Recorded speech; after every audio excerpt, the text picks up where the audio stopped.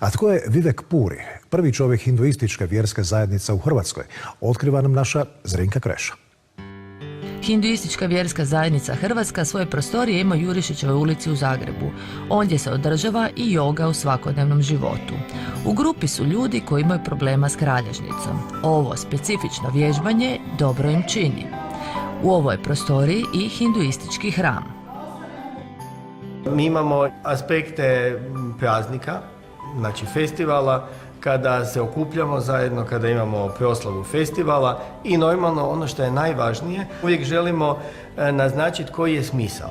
Nikad nemamo nešto samo tako jer se radi ili nešto zato jer je takva dogma, nego jednostavno uvijek treba postojati znanje zašto se nešto radi. Naš rad, moram priznati, je malo drugačiji od radova drugih vjerskih zajednica iz tog razloga što mi ne pokušavamo imati nikakav misionarski posao. Mi nikad ne pokušavamo nikoga preobratiti, nego jednostavno govorimo o jednom drugom načinu viđenja na život, zapravo ne bih rekao drugačijim načinom viđenja, već to je jedan način koji je svima prisutan, koji je svima isti.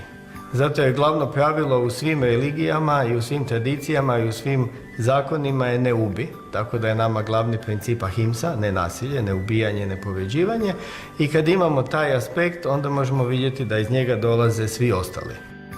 Vivek Puri za hinduizam se zainteresirao prije 35 godina, a 2007. postao je Swami. Kad sam postao Swami, jedino što se promijenilo je to što je odjeća se promijenila i to što me ljudi malo drugačije na cesti gledaju. Uvijek su začuđeni šta je ovo, ko je ovo, ili mi se obraćaju na engleskom.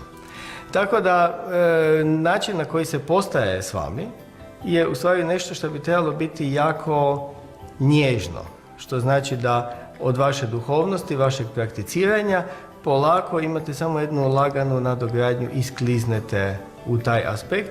Swami doslovno znači sam svoj gospodar, onaj koji je izvan društva, onaj koji ne pripada, da tako kažemo, ni jednoj, da tako kažem, zajednici, nego ste izvan toga i pokušavate doći do onog krajnjeg cilja, a to je samorealizacija, kao ono što vidimo kada rijeka ulazi u more, ona postaje more. Sasvim je drukčije poimanje svijeta u hinduizmu. U zagrebačkom okružju djeluje neobično. Ono što je najvažnije napomenuti u Sat Sanatan Dharmi, uvijek se govori hinduizam je vesela religija. Tu nema patnje, tu nema tuge, žalosti, nego unutarnje veselje i vanjsko veselje. I zato ćete vidjeti svugdje da je u Indiji sve prepuno boja, sve je šareno, sve je puno muzike i tako, zato jer nema one tuge, jada, nema grijeha kao grijeha, postoji pogreška.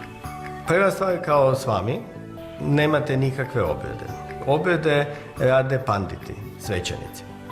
A redovnici, sanjasi, Swami, oni nemaju obrede.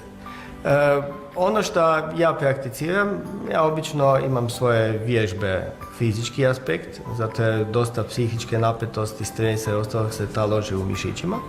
Tako da fizičke vježbe, asane, vježbe disanja, pranajama i meditacija. Za Swamijevo nekadašnje ime više se i ne pita. Vivek Puri je i službeno. U sebi ujedinjuje pojmove razumijevanje i podučavanje po gradovima.